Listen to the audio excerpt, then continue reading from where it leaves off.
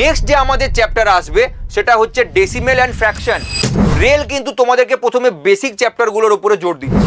Next আমাদের যেটা আসছে সেই চ্যাপ্টারটার নাম হচ্ছে পার্সেন্টেজ, এবং পার্সেন্টেজ চ্যাপ্টারকে বলা হয় mother of arithmetic. Hello student, welcome to BSSI competitive. BSSI এর কম্পিটিটিভ ইউটিউব চ্যানেলে আমি সৌরভ স্যার তোমাদেরকে স্বাগত জানাই।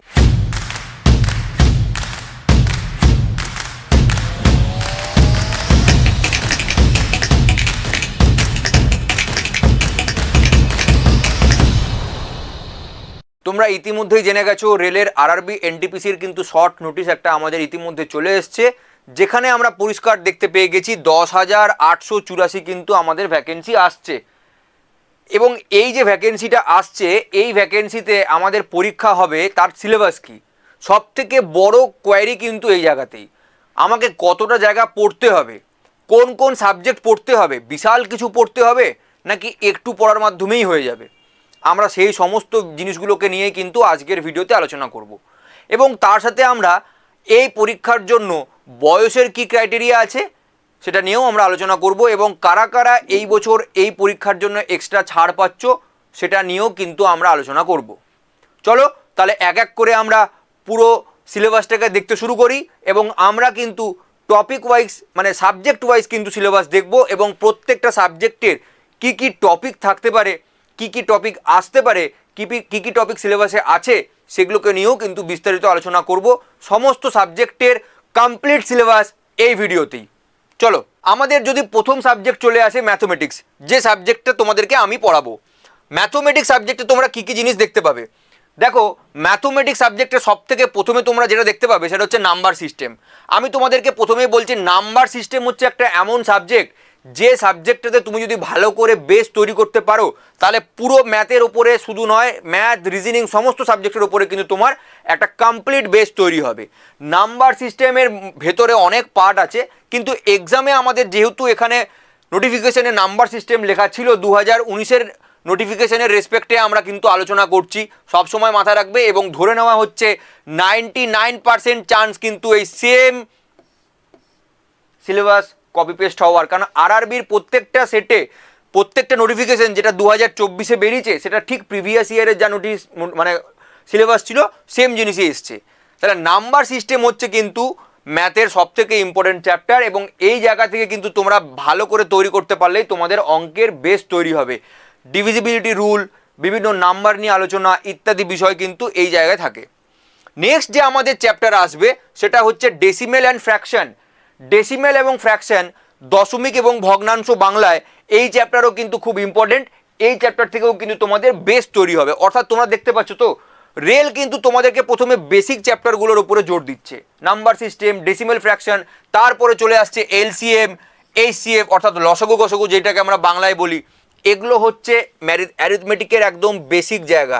Number system, decimal, fraction and LCM, HCF, এই জায়গাগুলোর উপরেই কিন্তু অঙ্কের ভিত দাঁড়িয়ে আছে। তুমি পাটিগণিত করো, বীজগণিত করো, পরিমিতি, ত্রিকোণমিতি, অ্যালজেব্রা যাই করো না কেন, ম্যাক্সিমাম ক্ষেত্রে কিন্তু এই জায়গাগুলোর, অ্যালজেব্রার হয়তো নাও লাগতে পারে, ত্রিকোণমিতির নাও লাগতে পারে, কিন্তু জিওমেট্রি, মেনসুরেশন থেকে পুরো অ্যারিথমেটিক, কোর অ্যারিথমেটিক, এই চ্যাপ্টারের উপরে বেস করে কিন্তু অঙ্ক ফার্দার কিন্তু এগোবে। অর্থাৎ বুঝতেই পারছো এই চ্যাপ্টারের কিন্তু গুরুত্বপূর্ণ ভীষণ। এরপরে আমরা যে নেক্সট চ্যাপ্টার দেখব, যেটা অঙ্কের আরেকটা পিলারের মধ্যে পড়ে, সেটা হচ্ছে ratio and proportion. Ratio and proportion চ্যাপ্টারটা এমন যে পাটিগণিতের বা অ্যারিথমেটিকের যত রকম ম্যাজিক ম্যাথ বলো বা শর্টকাট তৈরি হয়, ম্যাক্সিমামটাই কিন্তু এই রেশিও অ্যান্ড প্রপোর্শনের ওপরে, অনুপাত সমানুপাত চ্যাপ্টারটার ওপর থেকে তৈরি হয়। এবং যে কোনো কম্পিটিটিভ পরীক্ষায় তুমি দাও না কেন, সবার কিন্তু সবথেকে পছন্দের চ্যাপ্টার হচ্ছে রেশিও অ্যান্ড প্রপোর্শন, কেন এখান থেকে প্রচুর কনসেপ্ট তৈরি হয় এবং অনেক অঙ্ক এখান থেকে আসে। এটাও আমাদের বেস্ট চ্যাপ্টার, এই জায়গাতেও আমাদেরকে ভিত শক্ত করতে হবে, কারণ এই চ্যাপ্টারের বিভিন্ন নিয়ম, বিভিন্ন ট্রিক্স আমরা কিন্তু পরবর্তী যে চ্যাপ্টারগুলোতে সেগুলোতেও অ্যাপ্লাই করব। নেক্সট আমাদের যেটা আসছে সেই চ্যাপ্টারটার নাম হচ্ছে পার্সেন্টেজ, এবং পার্সেন্টেজ চ্যাপ্টারকে বলা হয় mother of arithmetic. Percentage, profit and loss এবং ডিসকাউন্ট, এই তিনটে চ্যাপ্টার একসাথে নিয়ে এই চ্যাপ্টারটা তৈরি হয়, এবং এই চ্যাপ্টারটাকে বলা হয় মাদার অফ অ্যারিথমেটিক, অর্থাৎ অ্যারিথমেটিকের মা। এমন কোনো পরীক্ষা নেই যে পরীক্ষাতে অ্যারিথমেটিক থেকে কোশ্চেন আসবে অথচ পার্সেন্টেজ থেকে কোশ্চেন আসবে না। পার্সেন্টেজ, প্রফিট অ্যান্ড লস এবং ডিসকাউন্ট, এই তিনটে জায়গাকে এক জায়গাতে নিয়ে এসে কিন্তু এই চ্যাপ্টারটা তৈরি হয় পার্সেন্টেজ। এর গুরুত্ব কিন্তু অপরিসীম। আমি তোমাদেরকে নীল কালিতে যে জায়গাগুলোতে দাগ দিচ্ছি না, সেই চ্যাপ্টারগুলো হচ্ছে অ্যারিথমেটিকের একদম কোর চ্যাপ্টার। অর্থাৎ প্রথম দিন থেকে শেষ দিন অবধি তোমাদের এই দুটো চ্যাপ্টার কিন্তু খুব গুরুত্বপূর্ণ। প্রথম যে তিনটে লাল দাগ দেওয়া আছে এগুলো তোমাদের ভিত তৈরি করবে, আর দ্বিতীয় যে দুটো চ্যাপ্টার দাগ দিলাম রেশিও অ্যান্ড প্রপোর্শন এবং পার্সেন্টেজ, এটা ভিতের ওপরে একতলা বাড়ি তৈরি করতে সাহায্য করবে। অর্থাৎ মিনিমাম আমার তো একটা রিকোয়ারমেন্ট চাই, মাথার উপরে ছাউনি তো চাই ভিত তৈরি হয়ে যাওয়ার পর, এটা ভিত। তারপরে আমি মেনসুরেশনটা নিয়ে পরে আসছি। টাইম অ্যান্ড ওয়ার্ক, সময় এবং কার্য, খুবই গুরুত্বপূর্ণ চ্যাপ্টার অ্যারিথমেটিকের। টাইম অ্যান্ড ডিস্টেন্স অ্যারিথমেটিকের আর একটা ইম্পর্টেন্ট চ্যাপ্টার। কিন্তু এই দুটো চ্যাপ্টারের ম্যাক্সিমাম অঙ্কর যত রকম শর্টকাট বলো, যত রকম অ্যাপ্লিকেশন বলো, এই ratio, percentage, decimal fraction, number system, LCM ACF, এই সমস্ত চ্যাপ্টারের হেল্প নিয়ে কিন্তু তৈরি হয়। অর্থাৎ বোঝা যাচ্ছে টাইম অ্যান্ড ওয়ার্ক এবং টাইম অ্যান্ড ডিস্টেন্স এই চ্যাপ্টারের অঙ্কগুলো কিন্তু ভেরি ভেরি ইম্পর্টেন্ট। যারা প্রত্যেকে ভিডিওটা দেখছো অতি অবশ্যই ভিডিওটা ভালো লাগলে লাইক করবে এবং কমেন্টে অতি অবশ্যই জানাবে যে তোমরা কারা কারা বিভিন্ন ধরনের সরকারি চাকরি পরীক্ষা দিতে গিয়ে এই চ্যাপ্টার থেকে কিন্তু অঙ্ক পরীক্ষায় দেখতে পেয়েছো। তাহলে তোমরা রিলেট করতে পারবে এনটিপিসির সিলেবাস আলাদা কিছুই নয়, আর 5টা সরকারি চাকরির পরীক্ষা যেমন হয় একই। তারপরে আমরা যদি চলে আসি, তারপরে আমাদের আসছে কি simple and compound interest. Simple and compound interest অর্থাৎ সরল সুদ এবং যৌগিক সুদ, বা সরল সুদ বা জটিল সুদ।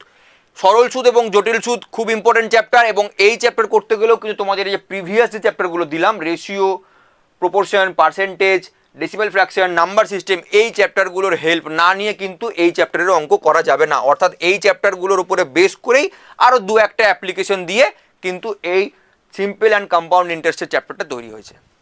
প্রত্যেকের বোঝা যাচ্ছে এই চ্যাপ্টারগুলোর মধ্যে। তারপরে দেখো এই যে প্রফিট অ্যান্ড লস এখানে লেখা আছে, যেটা কিনা এখানে লেখা হওয়ার কথা ছিল, যাই হোক ঠিক আছে। এইগুলো হয়ে গেল আমাদের ম্যাথের কিন্তু একদম বেসিক কোর জিনিস। তাছাড়াও এর সাথে ধরো তোমাদের আরও কিছু কিছু চ্যাপ্টার থাকতে পারে। সেই চ্যাপ্টারগুলো যেমন ধরো অ্যালিগেশন এবং মিক্সচার। অ্যালিগেশন অ্যান্ড মিক্সচার একটা খুব ইম্পর্টেন্ট চ্যাপ্টার, যেটা এখানে দেওয়া নেই, কিন্তু এই চ্যাপ্টার থেকেও কিন্তু আমরা দেখেছি কোশ্চেন্স আসে। তো এটাই হয়ে গেল অঙ্কের মেন জায়গা, যেটা কিনা অ্যারিথমেটিক পোর্শন থেকে থাকে। আমাদের ক্লার্কশিপের অঙ্কর পোর্শনটাকে যদি আমরা ভাগ করি, এখানে দুটো পার্টে ভাগ করা যায়। একটা হচ্ছে অ্যারিথমেটিক, আমি শুধু অ্যারিথ লিখলাম, আর আরেকটা হচ্ছে অ্যাডভান্স ম্যাথ। অ্যারিথমেটিকের মধ্যে তোমাদের কি পড়ে? অ্যারিথমেটিকের মধ্যে কোর যে পাটিগণিত সেই চ্যাপ্টারগুলো পড়ে, আর অ্যাডভান্স ম্যাথের মধ্যে কোন চ্যাপ্টারগুলো পড়ে সেটা নিয়ে কিন্তু এখন আলোচনা করব। অ্যাডভান্স ম্যাথের মধ্যে পড়ে যে চ্যাপ্টারটা সবার প্রথম, সেটা হচ্ছে মেনসুরেশন অর্থাৎ ত্রিকোণমিতি। এই ত্রিকোণমিতির চ্যাপ্টার কিন্তু অ্যাডভান্স ম্যাথের মধ্যে পড়ে, যেটাকে কিনা আমরা বাংলায় পরিমিতি বলি। বিভিন্ন 2D 3D ফিগার নিয়ে এই চ্যাপ্টার তৈরি, এবং এই চ্যাপ্টারের ভিডিও কিন্তু আমাদের ইউটিউব চ্যানেলে দেওয়া আছে, অতি অবশ্যই তোমরা দেখবে। তারপরে আমাদের যে নেক্সট চ্যাপ্টার থাকে সেটা হচ্ছে এলিমেন্টারি অ্যালজেব্রা, অর্থাৎ বেসিক অ্যালজেব্রা থেকে কিন্তু কোশ্চেন থাকে, জিওমেট্রি থেকে কোশ্চেন থাকে, ত্রিকোণমিতি থেকে কোশ্চেন থাকে, এবং এলিমেন্টারি স্ট্যাটিস্টিক বা বেসিক স্ট্যাটিস্টিক, মিন, মিডিয়ান, মোড, স্ট্যান্ডার্ড ডেভিয়েশন ইত্যাদি চ্যাপ্টার থেকে কিন্তু অঙ্কে কোশ্চেন আসে। পুরো অঙ্কের ম্যাথমেটিক্সের সিলেবাসটা নিয়ে পোস্টমর্টম হয়ে গেল। এইবারে যদি স্যার আমি জানতে ইচ্ছা করে যে কোন জায়গা থেকে কত ওয়েটেজ থাকে, তাহলে তোমরা এটা মাথায় রাখতেই পারো প্রিভিয়াস ট্রেন্ড অনুযায়ী, যেখানে কিনা টিসিএস টাটা কনসালটেন্সি সার্ভিস পরীক্ষা নিয়েছিল, সেই অনুযায়ী অ্যারিথমেটিকে মোটামুটি 80% কোশ্চেন শুধুমাত্র অ্যারিথমেটিক থেকেই থাকে, আর অ্যাডভান্স ম্যাথ থেকে কিন্তু থাকবে 20%। অর্থাৎ অঙ্ক যেটা কিনা আরআরবি, এনটিপিসি, সিবিটি 1-এ মোট 30টা কোশ্চেন থাকবে, সেই 30টা কোশ্চেনের মধ্যে অ্যাপ্রক্স 24টা অঙ্ক তোমরা ধরতে পারো অ্যারিথমেটিক থেকেই থাকবে, আর 6টা অঙ্ক অ্যাপ্রক্স কিন্তু অ্যাডভান্স ম্যাথ থেকে থাকবে। তো এটা 6টা থেকে 8টা, আর এটা আমি 22 থেকে 24 এরকমভাবে লিখে দিলাম। 22 থেকে 24, 6টা থেকে 8টা। অর্থাৎ তোমরা বুঝতে পারছো কোর অ্যারিথমেটিকটার ওপরেই কিন্তু, যেটা বেসিক অ্যারিথমেটিক, তার উপরেই কিন্তু 22 থেকে 24টার ওপরে অঙ্ক কাছাকাছি থাকবে, আর অ্যাডভান্স ম্যাথ থেকে কিন্তু 6 থেকে 8টা অঙ্ক থাকবে। এটাই ট্রেন্ড। আরআরবি, এনটিপিসির পরীক্ষাতে প্রিভিয়াস যত পরীক্ষা হয়েছে তাতে কিন্তু এই ট্রেন্ড ফলো করা গেছে। যদি কোনো পরিবর্তন না করে তাহলে এরকমই এই ব্যাপারটাই রিপিট হবে। আশা করি তোমরা প্রত্যেকেই বুঝতে পেরেছো, কারোর আশা করি কোনো ডাউট নেই। তো এই ম্যাথমেটিক্সের পরে যদি আমরা নেক্সট টপিকে চলে আসি, তাহলে সেটা হচ্ছে ম্যাথমেটিক্সেরই ছোট ভাই রিজনিং। রিজনিংয়ের মধ্যে তোমাদের কি থাকবে? তো রিজনিংয়ের মধ্যে আমাদের থাকবে কি, রিজনিংয়ের মধ্যে প্রতিটা কম্পিটিটিভ পরীক্ষাতেই কম বেশি রিজনিং থেকে কোশ্চেন থাকে, আর কিছু কিছু পরীক্ষায় আলাদা করে রিজনিংয়ের চ্যাপ্টার অ্যাড করা হয়, সেখানে আলাদা আলাদা প্যাটার্ন থাকে। তো ম্যাথে যেরকম 30টা কোশ্চেন, রিজনিংয়েও কিন্তু তোমাদের 30টা কোশ্চেন থাকবে। এবং এই রিজনিংয়ের চ্যাপ্টারের মধ্যে অ্যানালজি খুব important chapter, number series, number এবং অ্যালফাবেটিক্যাল সিরিজ, এই যে চ্যাপ্টারটা আমি গোল করছি, এই সিরিজ চ্যাপ্টারটা ভেরি ভেরি ইম্পর্টেন্ট, সব থেকে বেশি কোশ্চেন আসে এই সিরিজ থেকে এবং কোডিং এবং ডিকোডিং থেকে। দেখো কোডিং ডিকোডিং যেটা লেখা আছে, এই কোডিং ডিকোডিং এবং সিরিজ এই দুটো থেকে মাদার চ্যাপ্টার রিজনিংয়ের, এই দুটো চ্যাপ্টার থেকে কিন্তু সব থেকে বেশি কোশ্চেন আসে। অর্থাৎ এরা কিন্তু কম্পিটিশন করে 1 আর 2 এরকম চলে, বোঝা গেছে। তারপরে আরও সিলগ ইম্পর্টেন্ট চ্যাপ্টার, এই চ্যাপ্টার থেকেও তোমরা কোশ্চেন দেখতে পাবে প্রতিটা চ্যাপ্টারে, এটাও কিন্তু খুব ইম্পর্টেন্ট একটা চ্যাপ্টার। রেলের পরীক্ষার জন্য স্পেশাল পাজল থাকে, যেটা ব্যাংকের লেভেলের হয় না, তার থেকে একটু ছোট হয়, পাজল থেকেও কিন্তু তোমরা 2-3টে কোশ্চেন দেখতেই পাবে। তাছাড়া ভেন ডায়াগ্রাম থেকে কোশ্চেন থাকে, ঠিক আছে, বিভিন্ন ধরনের অ্যানালিটিক্যাল রিজনিং থাকে, তারপরে বিভিন্ন রকম ম্যাপস থাকবে, এগুলো মানে মিসলিনিয়াস রিজনিংয়ের মধ্যে পড়ে, ঠিক আছে। কিন্তু মেন যে জায়গাটা ম্যাথমেটিক্যাল অপারেশন থাকে, এই জায়গাগুলো মেন থাকে আর কি মিসলিনিয়াস, কিন্তু main series, coding decoding, puzzle, Venn diagram, syllogism আর তোমাদের বাকি যেগুলো দেওয়া আছে বিভিন্ন রকম ডিসিশন মেকিং, এই ধরনের চ্যাপ্টারগুলো কিন্তু মেন, এখান থেকে ম্যাক্সিমাম কোশ্চেনগুলো কিন্তু চলে আসে। তার সাথে ব্লাড রিলেশন আছে, ব্লাড রিলেশনের চ্যাপ্টারটা এখানে লেখা নেই, ওটাও কিন্তু থাকবে। ব্লাড রিলেশন, রক্তের সম্পর্ক, এই ব্লাড রিলেশনের চ্যাপ্টার থেকেও কিন্তু এই এনটিপিসি পরীক্ষায় কোশ্চেন থাকে। আর আমি যে জায়গাগুলোকে তোমাদেরকে গোল করে দিলাম, এই সিরিজ, কোডিং ডিকোডিং, পাজেল, সিলগ আর ম্যাথমেটিক্যাল অপারেশন, এই যে চ্যাপ্টার 4-5টা চ্যাপ্টার, এগুলো হচ্ছে একদম বেসিক চ্যাপ্টার, তার সাথে ব্লাড রিলেশন। আর এই জায়গা থেকে কিন্তু তোমরা বলতে পারো প্রায় 70% কোশ্চেন থাকে, অর্থাৎ প্রায় 20টা কোশ্চেন অ্যাপ্রক্স কিন্তু এই 5টা চ্যাপ্টার কি 6টা চ্যাপ্টারের মধ্যে থেকেই থাকবে। Series, coding decoding, puzzle, syllogism, map ইত্যাদি। সিরিজের কিন্তু অনেক ভাগ হয়, তোমাদের টিচার নিশ্চয়ই করাবেন, সেই সিরিজের ভাগগুলো থেকেও কিন্তু বিভিন্ন রকম অন্যরকম সিরিজও হয়। দেখবে অনেক ছবি দেওয়া সিরিজ থাকে, এরকমভাবে ছবি দেওয়া সিরিজ থাকে, নর্মাল অ্যালফাবেটিক্যাল বা সিরিজ ছাড়াও কিন্তু, নাম্বার সিরিজ ছাড়াও কিন্তু ওইরকম পিক্টোগ্রাফি সিরিজও থাকে। তো সমস্ত কিছু মিলিয়ে আমি বলছি, মোটামুটি তুমি ধরতে পারো এই চ্যাপ্টার থেকে কিন্তু, মানে এই যেগুলো গোল করলাম তার সাথে ব্লাড রিলেশনও আছে, এখান থেকে কিন্তু অ্যাপ্রক্স 70%, অর্থাৎ প্রায় 20 থেকে 21টা কোশ্চেন কিন্তু রিজনিংয়ে এই চ্যাপ্টারগুলো থেকে থাকবে। আর বাকি চ্যাপ্টারগুলোতে মিলিয়ে মিশিয়ে 1টা-2টো এরকম করে 30টা কোশ্চেন কিন্তু থাকবে। তো আমাদের সব থেকে বেশি করে সিরিজ, কোডিং ডিকোডিং, পাজেল, সিলগ আর ম্যাথমেটিক্যাল অপারেশন, ঠিক আছে, এইটা আর ব্লাড রিলেশন, এই 5-6টা চ্যাপ্টার কিন্তু সব থেকে বেশি করে আমাদের প্র্যাকটিস করতে হবে। ভেন ডায়াগ্রামও ইম্পর্টেন্ট চ্যাপ্টার, ভেন ডায়াগ্রাম এখান থেকেও কোশ্চেন দেয়, এগুলো থেকে কিন্তু সব থেকে বেশি করে আমাদেরকে প্র্যাকটিস করতে হবে। তো মোটামুটি আমরা একটা আইডিয়া পেয়ে গেলাম, আমরা যা রিজনিংয়ে আগে প্রিভিয়াসলি বিভিন্ন পরীক্ষার জন্য পড়েছি তাই এখানে করানো আছে, তাই এখানে সিলেবাসেও আছে, এর বাইরে কিছু নেই। তাহলে তোমরা যারা ভাবছিলে যে স্যার এখানে প্রচুর বড় সিলেবাস হবে, সেরকম কোনো ব্যাপার নেই। তাহলে বুঝতে পারছো তো, 30 নম্বর ম্যাথ হয়ে গেল, 30 নম্বর রিজনিং হয়ে গেল, 60 নম্বর পেরিয়ে গেল। আর যারা ভালো স্টুডেন্ট, ভালো করে প্র্যাকটিস করবে, প্রিভিয়াস ইয়ারের কোশ্চেন খুব ভালো করে প্র্যাকটিস করে যাবে, তারা কিন্তু এই 60-এর মধ্যে 90% স্কোর করে আসতে পারবে CBT 1-এ। আর CBT 1-এ 90% মানে তুমি বুঝতেই পারছো, অ্যাপ্রক্স কিন্তু 60-এর মধ্যে প্রায় 55 তারা কিন্তু স্কোর করে চলে আসতে পারবে, যারা এই চ্যাপ্টারগুলোকে একটু ভালো করে গাইড করবে এবং ভালো করে পড়াশোনা করবে। 60-এর মধ্যে 55 তোলা যায়, যারা একটু দুর্বল তারা 50 তো তুলতেই পারবে ইজিলি, বোঝা গেছে প্রত্যেকের? তো এই হচ্ছে আমাদের সিলেবাস। এরপরে সব থেকে ইম্পর্টেন্ট যে জায়গাটা সেটা চলে আসছে, সেটা কি? সেটা হচ্ছে জেনারেল অ্যাওয়ারনেস। এত কিছু দেখে কিন্তু ভয় পেয়ে যাওয়ার কোনো কারণ নেই, আমি তোমাদেরকে প্রথমেই বলে রাখি, এখানেও কিন্তু সেই টপিক ওয়াইজই আছে, যেখান থেকে কোথা থেকে বেশি কোশ্চেন আসে। দেখো এখানে তোমাদের রিজনিং, জেনারেল অ্যাওয়ারনেসের মধ্যে রেলের পরীক্ষায় সব থেকে ইম্পর্টেন্ট যে জায়গাটা সেটা হচ্ছে কারেন্ট অ্যাফেয়ার্স এবং স্ট্যাটিক জিকে। আমরা ছোট করে CA এবং SG এই নামে উচ্চারণ করে থাকি, কারেন্ট অ্যাফেয়ার্স এবং স্ট্যাটিক জিকে। রেলের পরীক্ষায় 40 নম্বর কিন্তু জেনারেল অ্যাওয়ারনেস থেকে থাকে, 40 নাম্বার। আর এই কারেন্ট অ্যাফেয়ার্স এবং স্ট্যাটিক জিকে থেকেই তোমরা অ্যাপ্রক্স আশা করতে পারো প্রায় 50% কোশ্চেন, অন্তত 20টা কোশ্চেন চলে আসবে। 18 থেকে 20টা কোশ্চেন শুধুমাত্র এই দুটো টপিক থেকেই থাকবে, কারেন্ট অ্যাফেয়ার্স এবং static GK, CA and SG, এই দুটো। এছাড়া আমাদের এখানে সায়েন্স থেকেও কিছু কোশ্চেন থাকে, হিস্ট্রি, জিওগ্রাফি, পলিটি, ইকোনমিক্স ইত্যাদি থেকে থাকে। সায়েন্স থেকে খুব কম কোশ্চেন থাকে, ধরো সায়েন্স থেকে হয়তো তোমাদের 2 থেকে 3টে কোশ্চেন দিতে পারে। কম্পিউটার থেকে কিন্তু আলাদাভাবে 2 থেকে 3টে কোশ্চেন দিতে পারে। হিস্ট্রি থেকে কিন্তু তোমাদের অ্যাপ্রক্স আলাদাভাবে আমি বলছি 3টে কোশ্চেন দিতে পারে। জিওগ্রাফি থেকে কিন্তু তোমাদের আলাদা 3টে থেকে 4টে কোশ্চেন দিতে পারে। তোমাদের যদি আমি ইকোনমিক্স বলি, ইকোনমিক্স থেকেও তোমাদের কিন্তু 2টো কোশ্চেন দিতে পারে অ্যাপ্রক্স, যেটা প্রিভিয়াস ইয়ার ট্রেন্ড দেখে আমরা বলতে পারছি, ঠিক আছে। তারপরে পলিটি থেকে যদি তোমাদেরকে বলি, পলিটি থেকে তোমাদের অ্যাপ্রক্স 2 থেকে 3টে কোশ্চেন দিতে পারে। এরকম করে বাকিগুলো যোগ করে 20 তৈরি হয়, আর এটার মেন ওয়েটেজ থাকে অ্যাপ্রক্স 20। অর্থাৎ দেখতে পাচ্ছ 3 3 6, 6 2 8, 8 2 10, 10 2 12, 12 3 15, আরও 5 নম্বর এদিক ওদিক করে থাকবে। এরকমভাবে কিন্তু কোশ্চেনগুলো তৈরি হয়। কারেন্ট অ্যাফেয়ার্সের জন্য আমাদের নিশ্চয়ই যিনি ম্যাম আছেন, অয়ন্তিকা ম্যাম, কারেন্ট অ্যাফেয়ার্স এবং স্ট্যাটিক জিকে তোমাদেরকে পড়াবেন। এই দুটো চ্যাপ্টার কিন্তু সব থেকে ইম্পর্টেন্ট, এবং এই চ্যাপ্টার থেকে কিন্তু সব থেকে বেশি পরিমাণে কোশ্চেন আসে। কারেন্ট অ্যাফেয়ার্সের টপিকগুলো দেখো, প্রথমেই লেখা আছে কারেন্ট ইভেন্ট, এরপরে যাই লেখা থাক অর্থাৎ সেটা কিন্তু কারেন্ট অ্যাফেয়ার্সের মধ্যেই চলে আসছে। কারেন্ট ইভেন্ট কথাটা তোমরা প্রত্যেকে দেখতে পাচ্ছ, current event national and international importance, বিভিন্ন রকমের গেমস অ্যান্ড স্পোর্টস, অর্থাৎ যেমন ধরো এখন অলিম্পিক হচ্ছে, কিছুদিন আগে আমাদের ওয়ার্ল্ড কাপ হয়ে গেল, T20, ইউরো হলো, কোপা আমেরিকা হলো ইত্যাদি, ফুটবল, ক্রিকেট, টেনিস, তাছাড়াও অলিম্পিক ইত্যাদি জায়গা থেকে কিন্তু প্রচুর পরিমাণে কোশ্চেন তৈরি হয় রেলের পরীক্ষায়, খুব ফেভারিট টপিক।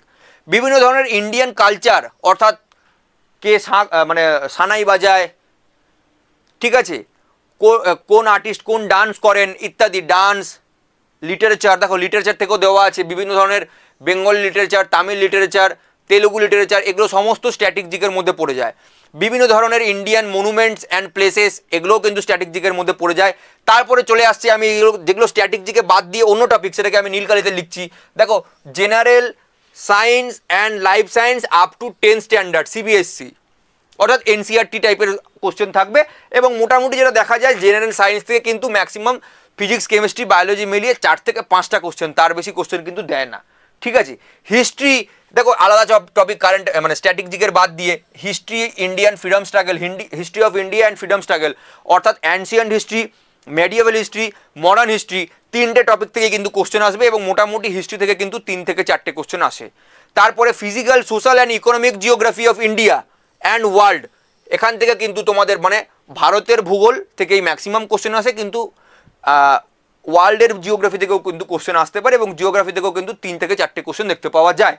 ইন্ডিয়ান পলিটি, অর্থাৎ ভারতের সংবিধান, ইন্ডিয়ান পলিটি এবং গভর্নেন্স, কনস্টিটিউশন, পলিটিক্যাল সিস্টেম, এই সব চ্যাপ্টার থেকেও কিন্তু কোশ্চেন আসে, এবং এখান থেকেও কিন্তু 2 থেকে 3টে কোশ্চেন আমরা দেখতে পাই।